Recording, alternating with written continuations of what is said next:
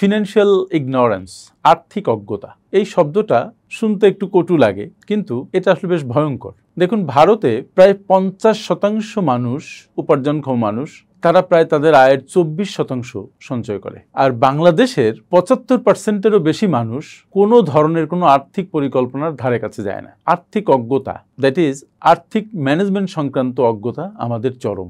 আর এই অজ্ঞতার কারণে 6 জন মানুষের মধ্যে প্রায় 4 জন অন্যের উপরে নির্ভর হয়ে থাকে। আর সেজন্যই ফিনান্সিয়াল ইন্টেলিজেন্সের গুরুত্ব অত্যন্ত বেশি। যদি আপনার ফিনান্সিয়াল ইন্টেলিজেন্স থাকে, তাহলে আপনি আপনার অর্থকে সঠিকভাবে ম্যানেজ করতে পারবেন, অপ্রয়োজনীয় খাতে খরচ করবেন না, আয়ের একটা অংশ সঞ্চয় এবং বিনিয়োগ করবেন, ঋণে জর্জরিত থাকবেন না, এবং নিজের জীবনের আর্থিক প্ল্যান এমনভাবে করবেন যে আপনি বুঝতে পারবেন সামনের 10 বছরে আপনি আর্থিকভাবে অন্তত কোথায় যেয়ে পৌঁছাচ্ছেন। সুতরাং ফিনান্সিয়াল ইন্টেলিজেন্স খুবই গুরুত্বপূর্ণ। Thank you.